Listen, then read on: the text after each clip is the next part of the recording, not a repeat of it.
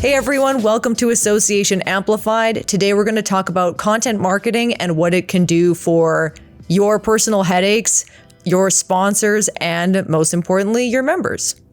Absolutely. Yeah. I'm excited to get into this one. You know, content is really an overlooked driver in terms of revenue. And what I find most interesting kind of about this topic is that, you know, it's interesting that content is something that really overlaps marketing, communications, and membership because content as a wide term fits into each one of those kind of categories. It fits into each one of those departments. And it kind of gets a bit muddy. And at the same time, content is a huge opportunity to generate revenue. So if we think about digital sponsorship as a category of revenue that every association should be looking to grow into, especially as events are becoming more and more costly and margins are tightening up. You know, publications have been harder and harder to actually turn a profit as the cost of those is quite expensive, and sponsor and marketer buyers are leaning less on traditional advertising. You know, really any association kind of leveling up their sponsorship portfolio with digital is something that's really advantageous to get into. Right. You're not really evolving if you're just doing the online version of what you've always been doing in print. Yeah. And I mean, like, the great association joke is like, put a logo on it. Yeah. Right. Or it's like, oh, put a logo on the web. Yeah. Yeah. Put it by the croissants, put it on the website, put it on the event. Right. Which, like, hey, fair game, you know, and that's worked for a long time. And $1 is $1. Like, I'm not going to sneer at a logo placement. Like, it has its place for sure. Yeah, like, and if the market that you're in will certainly like accept just basic advertising like that, like, good on you, like, for finding out where that line is of, like, in terms of good governance of like where logos can go and where they can, and certainly to the person that's, you know, slinging that as an opportunity. Slinging logos. Hey, I mean, like, there's plenty of places, you know, at Tailwind Digital, I'd love to put our logo. So it's not like it's a total dead opportunity. And that's not the thesis for this podcast. But, you know, the underpinning comment here is like content marketing is profoundly valuable as it comes as an advertising and marketing effort for any company. And like, buying with, and I'll die on this hill, is like buying a marketing play with any association is like a really great buy because inherently it's a targeted buy. You know, in marketing, there's so much effort on, if you're going to spend dollars on advertising, you're going to market your company digitally. It's like step number one is to make sure that your targeting is on point, because anything that's off target is just money out the van, you know? Yeah. And when it comes to content marketing, all of those things that are advantageous about the targeted community that is communicating with an association are amplified, association amplified, if you will. Yeah. So like going back to the marketing comms and membership point, like we can think of examples now of like, what's a piece of content that's good comms? What's a piece of content that's good comms? Yeah, that's an example of that would come out of communications department. Oh, a quarterly update. Boom. And then what's a piece of content that would come out of marketing? Out of marketing, a event promo. An event promo. Look at me go. This is the rapid fire round. Yeah, where's the button? Yeah. And then, so we did marketing, we did comms, membership. Now we need membership, membership testimonials. Membership testimonial.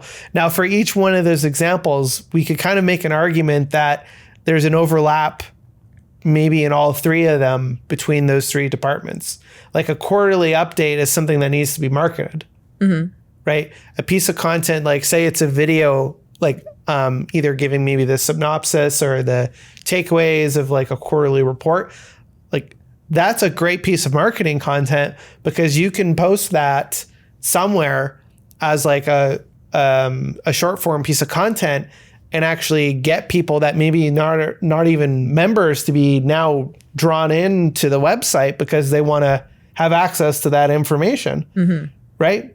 So yeah, totally. But that report is like a member benefit.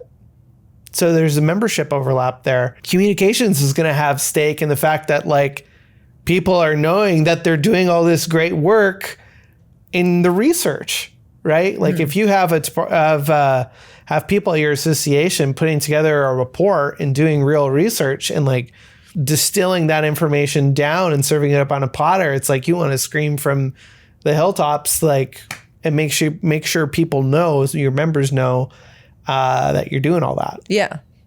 So you get education in the works too, because we also would produce content for the purposes of educating members as a member benefit. Yeah, and absolutely. Like the word content can apply certainly to education, right? Like any piece of educational content, like accredited piece of content is inherently content. If it's fully written, or if it's like a video, or even if it's events, like it's still content.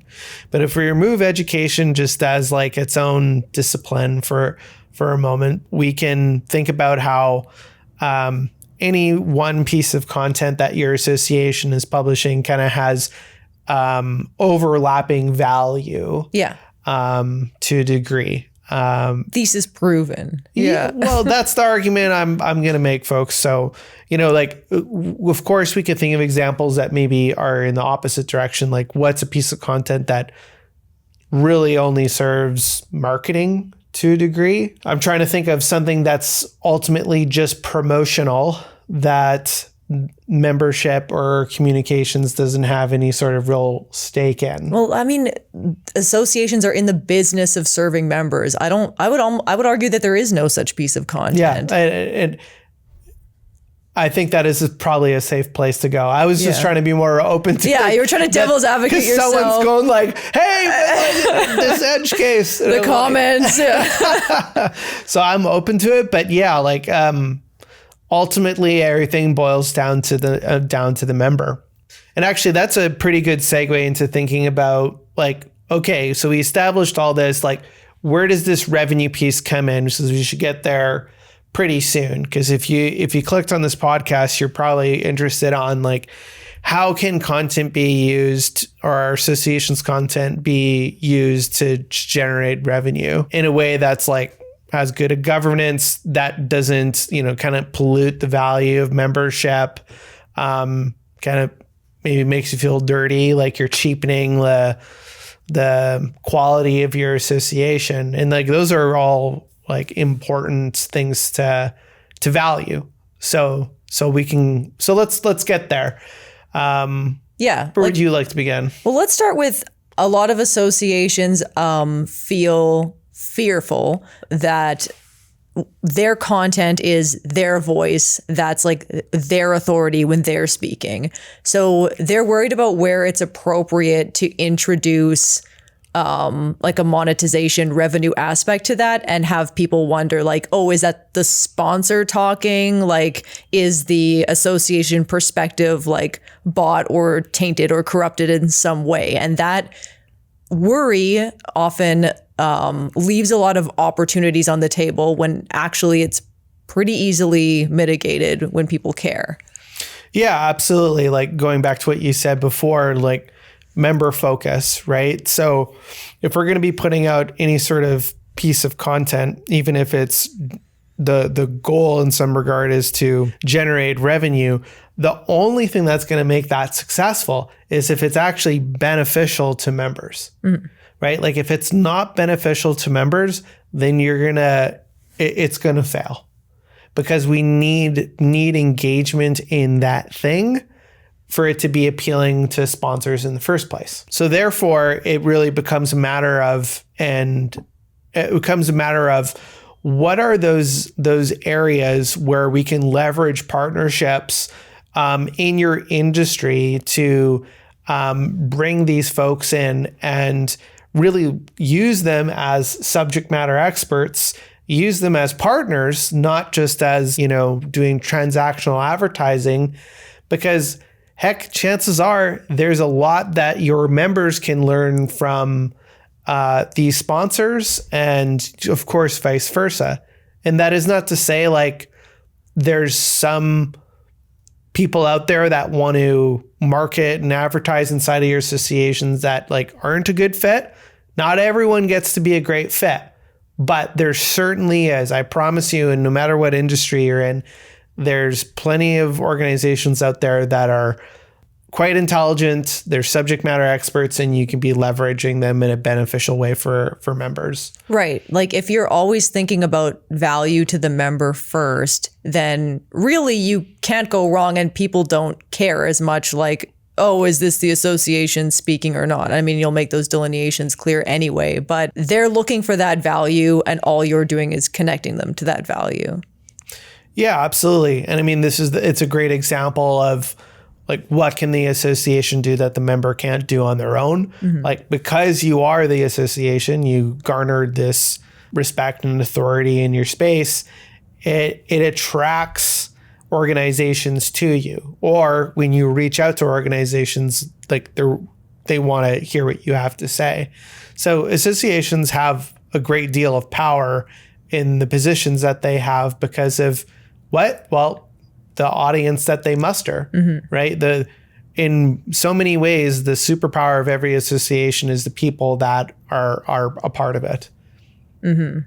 So that is to say is that just through the fact that you have a membership, you've cultivated this audience, and that audience is profoundly attractive to any organization looking to market themselves inside of your association. And it's not just the targeting of assembling all of the qualified buyers. It's also the mindset that they're in when they're interacting with the organization. Like they're like, I'm here to participate in a community and gather insights to improve my business practices, which is usually exactly what sponsors are doing when they have a product that's going to improve them, right? So they're in that receptive, collaborative state.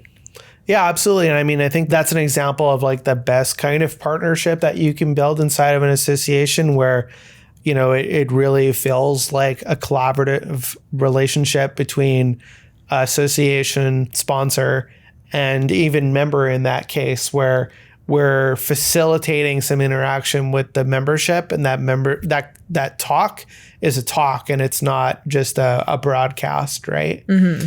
And like, just to take half a step back, if that's like kind of the cream of the crop in terms of what we're really after when we're thinking about sponsorships, is like, what is a sponsor that's like truly a subject matter that can contribute to the value of membership, wants an ongoing relationship, and realistically speaking, has the funds to be able to interact with us in a way that warrants that level of attention. It's easy just to focus on those things and craft opportunities for sponsors like that. But there's a lot of opportunity to create opportunities for sponsors that don't necessarily want to kind of jump into a price point like that, right? Or aren't necessarily fully bought into something as involved as that. I think I'm a big believer that you should have that small, medium, large as it applies to your digital sponsorship opportunities. You know, that certainly has always applied in publications. It more than likely applies to your conference, and it should apply to digital sponsorship too.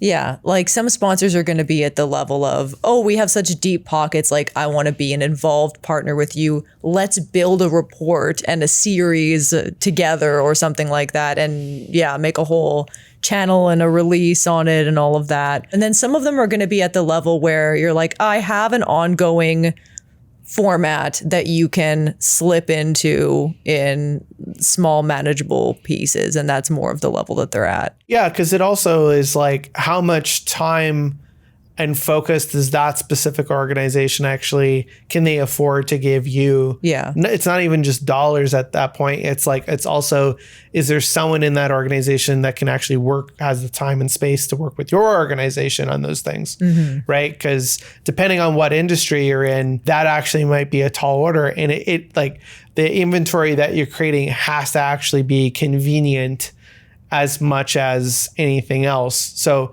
that can be a little challenging to conceptualize because you're trying to create sponsorship opportunities that will add to the value of membership as much as possible, but also make it so easy for the sponsor to say yes. Yeah, exactly.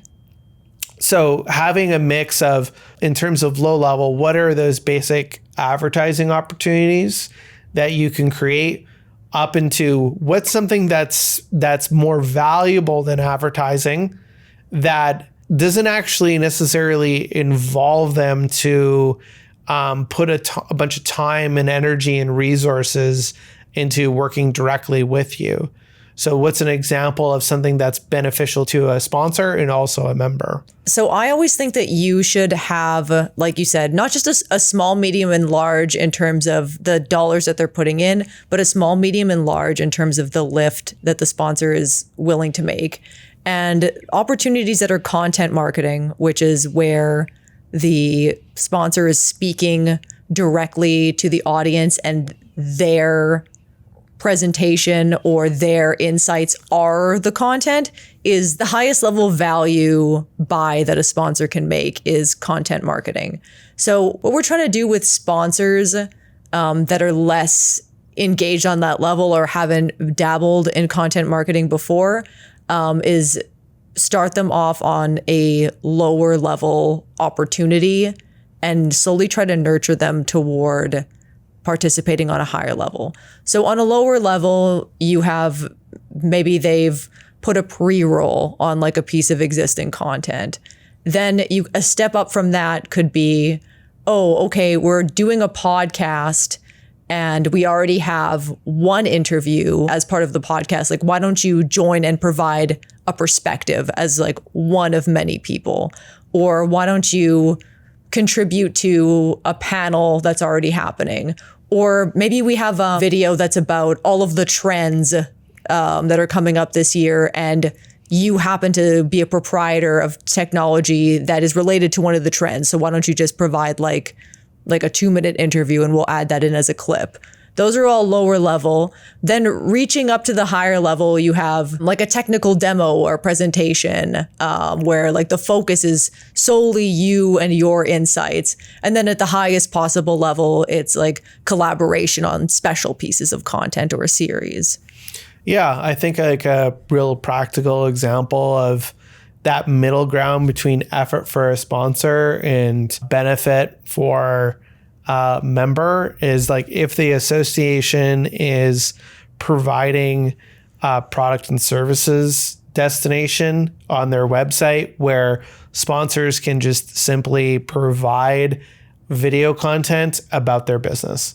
That's a really underrepresented category that oftentimes members are coming to the association to specifically learn about solutions that are going to improve their life. And as long as they have a place where they can browse and know that these are sponsored offerings, they usually will browse them. And it's just a win-win for everyone. No one's confused about, oh no, like, is this sponsored? They don't care. Like they're looking for solutions, right? Yeah, especially in trade associations. Like a business directory is nothing new, even in the association space. That's true. To feature that. I don't know why it seems so different when it's content, but we've been making business directories ever since paper existed. Yeah, absolutely. And like reimagining your business directory, or at least having an addition to your business directory, like actually having a place for content. Video content specifically around different kind of solutions in your industry is great for the member and it's great for the sponsor because in perpetuity, they basically have an ad living on your website, but it's not like an ad in terms of like it's getting in the way. Like it's an intrusion or it's like over-representation, favoritism or something like that. Yeah. It's like there's this place on the website where we have a listing of robotics, all the different kind of categories that apply in your industry. And if you click in there, there's a bunch of companies that are showcasing themselves. Yeah, And like you're invited to peruse our ad at your leisure. Yeah. it's like going to the annual conference and then you turn a corner and there's the exhibit hall and someone going, "What's all this doing here?" Yeah. I thought this was an association event. Yeah. Yeah. So, like jokes aside, it's like that is actually, well, it sounds very simple on paper. Like in our practice, that has been actually very successful in terms of being a revenue driver. And surprisingly, the engagement on that content does really well. Surprisingly well. Like, yeah, like it's not surprising as in it works, like surprising like how good it works. Yeah. Because guess what? Like members are actually shopping for solutions, and even those companies are probably all looking around at each other, like in the case of a trade association. So there's no real shocker there. And if you don't have a product demo, like for example, if you sell something that's more intangible and you can't get across the value in 30 seconds of razzmatazz, a case study provided as sponsored content in the product and services directory, they always perform very well as well. Yeah, and it's worth like being clear, like as far as you operationally, the lift is literally have a place on the website where this goes and makes sense and is displayed appropriately. Put a box around what's acceptable content, whatever works for you in terms of length, subject matter, whatnot, and accept videos. Like that's the lift. And watch the money roll in. Yeah. Yeah. So like it's great in terms of we're not creating a lot of overhead in terms of work. And the point here worth mentioning is that this works if you've really been cultivating an audience on your website. That's true. The only prerequisite is that you have a destination where people go for content. Otherwise, it's just like a pile of ads. Yeah, and especially in our work, like if anyone's kind of familiar with Tailwind Digital and like what we do, there's really two camps that people fall into. One is that they have cultivated an audience, like it's not limited to, but usually there's like a marketing person that's like, I need to drive traffic to this website, and I'm going to create this space on my website where people are going to tune in for everything that's important to them. Like that's the general thesis. And like people that have cultivated that by whatever means on their website and have created a destination for their industry, not just their members, they're the ones that most easily benefit from introducing new ways of generating digital sponsorship. Because again, if you don't have an audience, like you're not valuable to a sponsor. Buyers are very savvy. They have lots of opportunities in front of them. That's why a lot of traditional advertising can be suffering right now, because there's just a lot of sophisticated buys that marketers have available to them. And, they're going to be able to like look at your $8,000 social media post and go, is that worth it? Right? Or the 10,000, put your logo on the website and go like, is there ROI in this for us? So those that have been able to cultivate an audience specifically on your website, a business directory approach where, we have a product and services channel we're starting to take that video content of companies and post them on our website. That becomes as attractive as the audience that you've cultivated on your website. I never really thought about it, but even though an association audience is the most targeted by anyone can make still, I think that they are a little bit having their lunch stolen by the amount of targeting you're able to get now online, which has improved so much, like just over the last 5 years. So I think it really makes that audience cultivation aspect of like, oh, I don't just have members, like I have engaged members that like go to a place. Keeping that up is probably going to be more and more important. Yeah. And I realized as you were saying that, I said that associations fall into two camps. I never gave the other camp. Oh, what is the other camp? Right. So like you have been working on basically cultivating traffic to your website, and not like just like the homepage or the join us page, but like you're trying to actually make the website a benefit. The other camp is that the content that's being published doesn't really have a place, right? In that, podcasts are on Spotify, anything that's video related ends up on YouTube. I mean, I've seen where like video only exists on a Vimeo account that like you would have to be an expert Googler to find, and it just ends up like embedded on kind of random pages.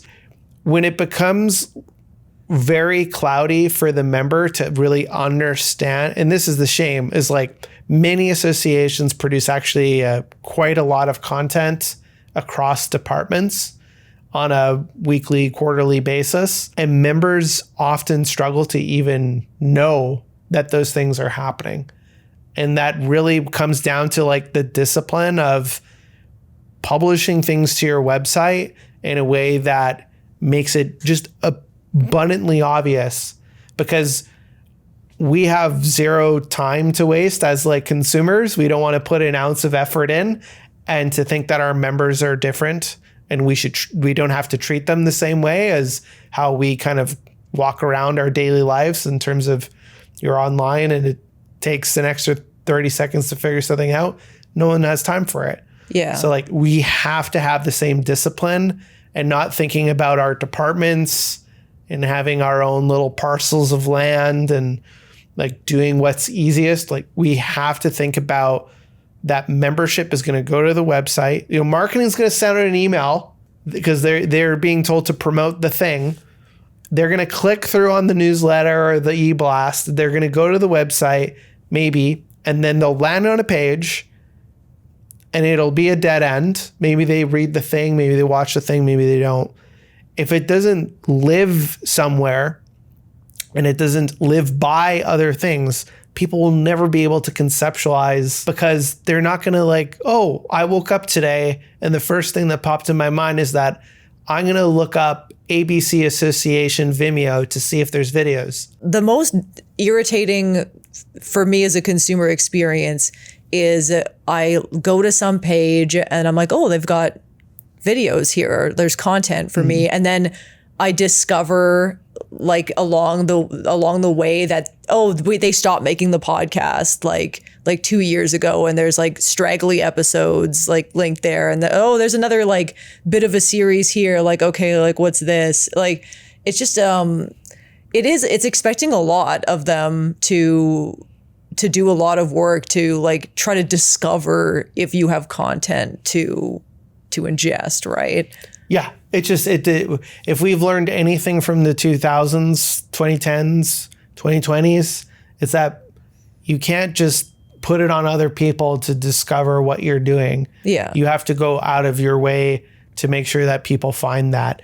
And like the winners in all of this is like ultimately the social media platforms. For early adopters of SEO, like people that optimize their websites got the most clicks. People on YouTube that played that game really well, but like things are changing. And across all those instances, the things that made those companies successful is that they understood that if I don't leave it up to you and I do everything I can to try and give you something that you're interested in, I win.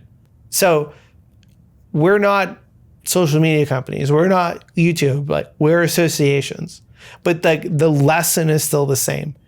Remove all the internal politics or structure, org charts, all of that out of the way, and make sure that your website is just painfully obvious as like all the things that you're producing, like for members, for non-members. Don't make a walled garden.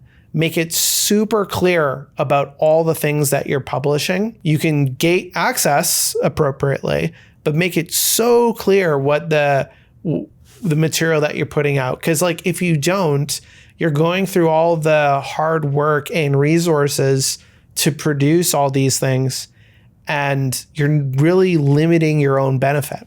Yeah. And honestly, that's when elements of non-clarity are introduced about, oh, is this a sponsor talking? Is this produced from outside the association? It's when it's all in one place and you can see what everything belongs to that you get a better sense. So I think that sometimes associations are lulled into a false sense of security because they have the email list as like the unifying. Like it doesn't matter where we post it because they'll get the pushes from the email and we can always send it down there, right?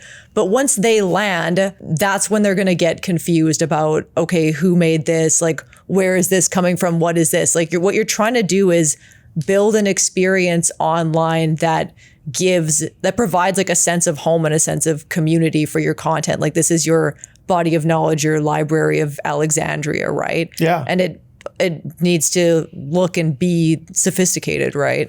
Yeah, absolutely. And like the reason to even bring up all that and go through these two camps and the points underneath that is that that content becomes really easy to monetize and becomes a really high value asset as far as sponsors are concerned. Like when you're able to, one, think of opportunities that are a win-win for everyone, or that keep up with basically the standards of the opportunities that are available to sponsors. And that becomes really advantageous for you in terms of when we haven't necessarily staked this out really cleanly. So maybe that's where we're going next, is that having all of this, yes, it could generate revenue, but it also creates more programming for your members. So like maybe you simply just don't have the resources to be able to bring X, Y, and Z content into your association. But like if you put a revenue function attached to it, then you can add in new programming that is targeted around topics that are important to your members. Yeah. And honestly, the best version of your association online isn't a space where everything that's there is made by the association. Because yes, you're beholden to provide value to the members, but that's not what a community is, right? The most vibrant version of a community body of knowledge would be multiple people investing in the space, right? So maybe some things come from the association, some things come from committees and volunteers or member testimonials or member spotlights or anything. And then sponsors are part of that discussion and they're enriching the community. If you ever wondered how clearly your association's value shows up online, this is a good place to start. With the Tailwind Digital Audit, you submit your website and we review how your content, digital experience, and revenue opportunities are showing up today. You'll get a scorecard that highlights what's easy to find, what's harder to see, and where there are opportunities to improve. You can submit your website at tailwinddigital.com/audit. Probably a good place to go next is like, let's dive into practical examples of this being executed to try and ground this conversation. Right. So what you want to do is get the most value out of your sponsor as possible for the members at the least amount of lift to you. So you're trying to fill a calendar with content that is free to you or actually even potentially making you money. That's not going to take a bunch of work for you to produce, but that the member is happy to receive. Like it's not a commercial or a compromise. We're looking for win-wins. So what can sponsors provide, or are they best poised to provide? So usually sponsors for associations are in some sort of cutting edge technology or solutions or practices position, like they're at the cutting edge of what is going on in their particular product category, which is usually something that association members are eager to hear updates on, like in terms of like whether there's been technological breakthroughs or explanations around if they're like confused about particular concepts, or case studies about related to implementations, or even sometimes future projections about where things might go. Any one of those categories that I mentioned are all perfect premises for sponsor contribution. So let's go have some examples of like a professional association and how content can be a revenue asset and also be in line with a member benefit, right? So an example would this be like some sort of programming that is you're having a sponsor speaking on industry trends, right? Actually, if we were to think about like maybe the American Marketing Association, they would have platforms and other companies like think of the tools that are used in the practice in everyday life, like sharing insights about like reports that they generate, or where they see the industry going, what's generally kind of hot this year. There's a lot of overlap between like those kinds of themes and really any industry. Like we could kind of contrast that a little bit with, say, medical, right? Anything in medicine, that is to say, is that there's going to be new cutting edge research. There's going to be new innovations in terms of technology. There's going to be certain practices that are maybe more exploratory or emergent. Those are all topics where like you have the kind of the practitioner, and then you have outside organization that's like either on top of trends or driving trends, innovation in their space. And like that can be delivered in a multitude of ways, right? We could think of how that can be purposed in terms of it being a virtual event where people come in and it's a live stream, and there's like a either maybe more of a webinar format where it's like, here, sit through our presentation, we're going to go through this case study. Or it could be more conversational tone where you have like a panel of people speaking about a given topic and giving like different perspectives. So you could have them drive a full presentation, like a webinar. You could have them contribute in a panel. Or you could maybe have a trends or update video that happens at the beginning of each year, and they just offer a couple minutes of insight in an interview. Another important aspect to communicate is that they can participate in a way that just pontificates on where the industry is heading based on the things that they know, or they can connect that to their technology or service or offering and how it enables you to capitalize on that trend or thing. That's up to you as an association to determine like where that line is, where the content stops becoming valuable to the member.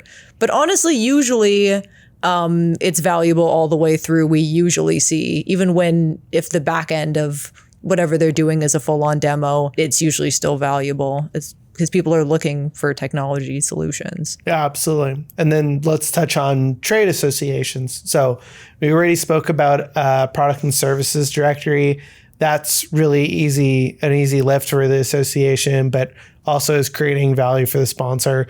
The member is getting something out of it in terms of you're kind of enabling them to, by cultivating a list and media that they could kind of stay in one place and do a lot of research. The same topics kind of apply here, even within a trade context of like, what is some innovation that's happening that can be shared either in a presentation format, a conversational format. That could be pre-recorded. It could be done as a live stream. What are some other aspects? Well, if we're thinking something that might be different, they might be able to discuss some sort of compliance or like talk about like what this new regulation means to you, or if there's some kind of standard, they could talk about, and especially if they have some sort of product that like assists with compliance in some way, they could talk about like what that means to you and what you could do to get compliant. Yeah, and like another one, and this is more of like that much more collaborative partner relationship, is that if either you've done some research and they want to kind of financially support it in some degree, depending on what industry you're at, that may some boxes need to be checked there in terms of governance. But another angle of that is that the partner may actually have their own research that they want to bring forward to and either do a presentation at, or, maybe the association enables like the distribution of that report through their website and email. That could also be a source of non-dues revenue. Yeah, or maybe they have a white paper and you can work together to build a video series from that paper or something. Mm-hmm. Yeah.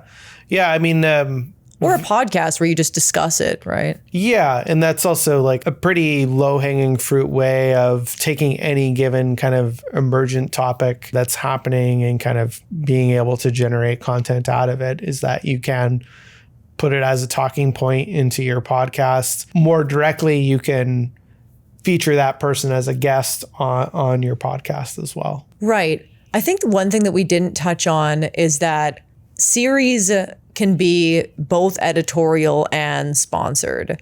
Like if you have a running editorial podcast or a running editorial micro-learning show or a running series of webinars that are provided by the association that you produce at like a monthly or quarterly frequency or whatever, there's nothing stopping you from just every now and then one of those being sponsored. And if anything, it provides more value to the sponsor because you're keeping that series fresh and continuing to feed and grow the audience.